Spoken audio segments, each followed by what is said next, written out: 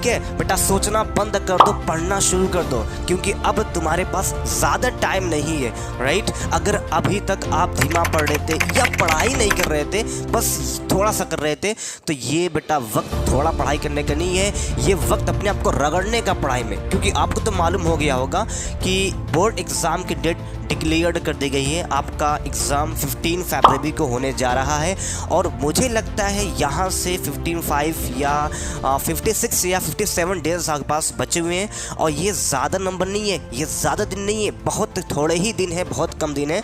और इस दिन में आपको बहुत सारे चैप्टर्स को, बहुत सारे क्या है पॉइंट्स को, टॉपिक्स को कवर करने हैं। तो अभी भी अगर आप ये सोच रहे हो कि सर पता नहीं पेपर कैसा जाएगा, बहुत घबराहट हो रही है, स्ट्रेस, टेंशन हो रहा है कि एग्ज़ाम कैसा जाएगा, पेपर किस लेवल का आएगा, बहुत टफ आएगा या सिर्फ कॉन्सेप्चुअल क्वेश्चन बनाएगा, मतलब तरह तरह के क्वेश्चंस माइंड में आ रहे हैं कि क्या करूं। बेटा मैं तुम्हें बता दूं, ये सबके साथ होता है।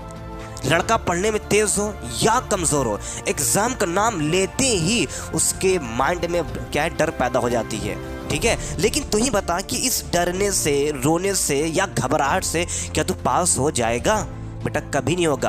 तो ये वक्त घबराने का नहीं है, ये वक्त बैठने का नहीं है, ये वक्त अपने आप को 12 घंटा 13 घंटा पढ़ाई में देने का है। क्योंकि बेटा तुम्हारे पीछे 1000 बच्चे तैयारी कर रहे हैं, राइट। कोई 15 घंटा पढ़ रहा होगा, कोई 10 घंटा पढ़ोगा, कोई 8 घंटे पढ़ेंगे, बहुत सारे बच्चे हैं। लेकिन अगर अभी तुम इसी चीज में फंसे हो कि पेपर क्या होगा, कैसा होगा, तो तू तो अभी सही फेल हो गया, ठीक है। ये तुम्हारे पर बेटा, अगर तू सोचेगा क्या होगा, फेल हो जाऊंगा, तो तू अभी तो फेल हो गया।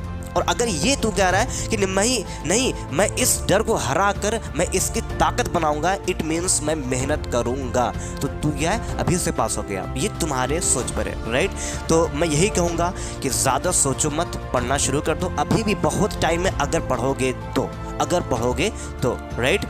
और पढ़ाई न करने की सबसे बड़ी वजह यह है कि आप पढ़ाई को टाइम से नहीं कर रहे हो। जब मन कर दिया पढ़ लिए, है ना, जब मन कर दिया खेल लिए, गेम खेल लिए, दोस्तों में चले गए।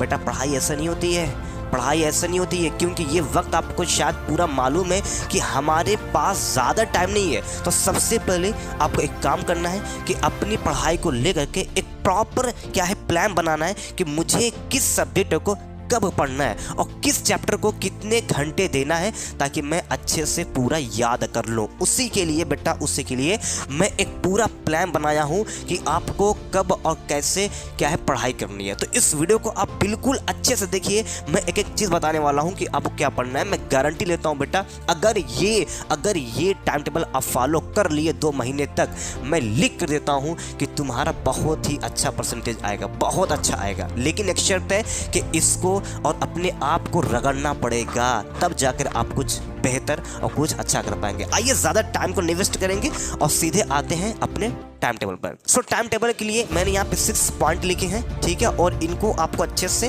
ध्यान से देखना है कि मैं क्या कह रहा हूँ, ठीक है। तो यहाँ पे मैं टाइम लिखा हूँ, राइट, और यहाँ पे हमारा क्या सब्जेक्ट है। सबसे पहले हम शुरुआत करते हैं दिन से कि आपको कब उठना है सुबह में, डॉन में, राइट। तो बेटा आपको एवरी डे 2 महीने तक आपको उठना है 4:30 पे, यानी आपको 4:30 बजे सुबह में उठ जाना है, ठीक है।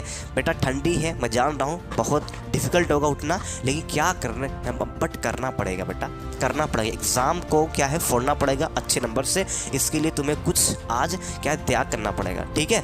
तो क्या करना, आपको 4:30 बजे उठ जाना है। उसके बाद आप 30 मिनट तक फ्रेश होके जो भी करना है, फिर 5 बजे एकदम सटीक आपको बैठ जाना है स्टडी टेबल पर, ठीक है। यहाँ पर लिखा हूँ 5 to 6 AM, यानी कि 5 से 6 बजे तक आपको इंग्लिश को लर्न करना है। जितने इंग्लिश में क्वेश्चन आंसर है, ठीक है, जो आपका ग्रामर, सभी चीज़ को अच्छे से लर्न करना है।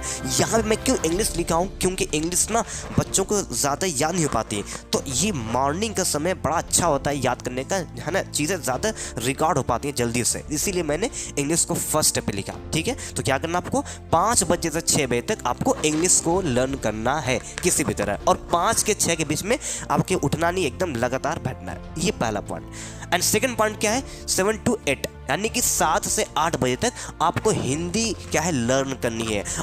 मतलब आपको पहले से भी कुछ चीज़ याद होगी, जिससे कि बहुत सारी रचनाएं हैं, मतलब हिंदी में बहुत सारी क्या है टॉपिक्स है। मुझे ज़्यादा तो डीपली नहीं पता, बट ये जानता हूँ कि हिंदी में बहुत ज़्यादा टफ नहीं है, बहुत आसान है, इसीलिए मैंने इसको 1 आवर दिया, 1 आवर दिया। ठीक है, तो 7 से 8 बजे तक आपको हिंदी लर्न करनी है, राइट। तो क्या पॉइंट हुआ। एंड थर्ड इज दैट 8:30 से 2 PM यानी कि 8:30 से 2 बजे तक आप स्कूल रहेंगे, तो स्कूल तक वहाँ पे काम करेंगे। जब आप बैक आएंगे स्कूल से, जब रिटर्न होंगे, तो 3:30 से 5 बजे तक आपको सोशल साइंस करनी है।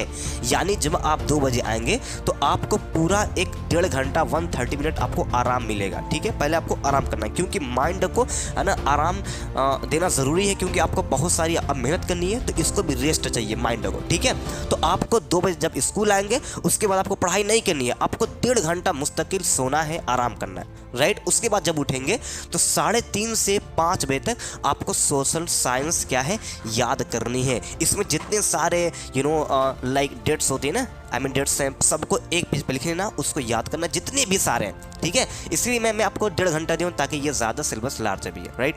Then 5 point is that 6 to 7:30 यानी 6 से 7:30 बजे तक, 7:30 बजे तक आपको मैथ करनी है। मैं एक चीज़ यहाँ बताऊँगा कि मैथ के जितने भी फार्मूलाज हैं सबको एक पेज पे लिखिए, राइट। सबको एक पेज पे लिखिए अलग से, फिर उसको मुझे लग रहा है 15 to 20 मिनट लगेगा याद करने में, उसको पूरा याद कीजिए, फिर उसके बाद आप क्वेश्चंस को सॉल्व कीजिए, राइट।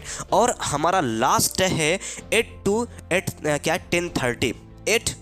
10:30 यानी 8 बजे से 10:30 बजे तक आपको बेटा सिर्फ साइंस टच करना रहेगा। यानी साइंस में आपका बायोलॉजी है, केमिस्ट्री, फिजिक्स को तीनों को लर्न करना है। क्योंकि मैं यहाँ पे आपको ज़्यादा टाइम दे रहा हूँ, क्योंकि यहाँ पे इसमें 3 सब्जेक्ट इंक्लूड है, इसलिए इसको मैं टाइम ज़्यादा दे रहा हूँ। 8 से क्या है 8:30 तक, यानी फिर आप 8:30 तक 10:30 के बाद फिर आप आराम से 11 बजे सो जाएंगे, फिर वही क्रिया चलेगी, फिर आप उठेंगे 4:30 बजे सुबह में।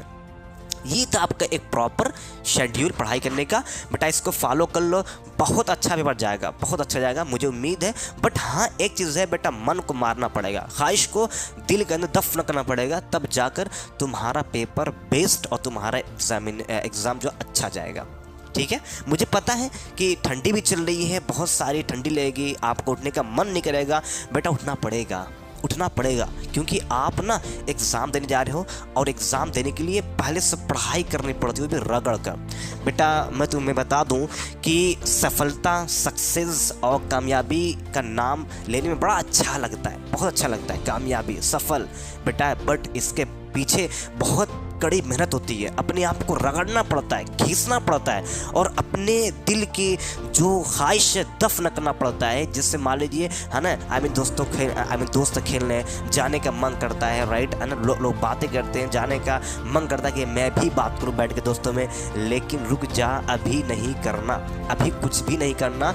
आप दोस्तों को, हर गेम्स को, वीडियो को, यूट्यूब को, सबको लेफ्ट कर दो, सबको छोड़ दो। क्या है, बस 2 महीने के लिए फिर तू आज़ाद हो गया, फिर जाओ खेलो जो भी खेलना, बट अभी कुछ भी नहीं। तो मैं फिर से कह रहा हूँ, अगर अभी भी तुम इस ओवर थिंकिंग में लगे हो कि पेपर में क्या होगा, तो बेटा ये सब सोचने से कुछ मिलने वाला नहीं है। हाँ, कुछ भी नहीं मिलेगा।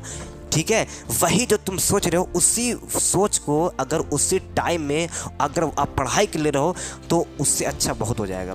ठीक है, तो मैं फिर से कह रहा हूँ, इसको बेटा फॉलो करना, बहुत अच्छी मैं बना हूँ अपने तरीके से, आप जैसे फॉलो कर लोगे। ठीक है, तो चलिए फिर मिलेंगे नेक्स्ट वीडियो में, तब तक के लिए टेक केयर, अल्लाह हाफिज़।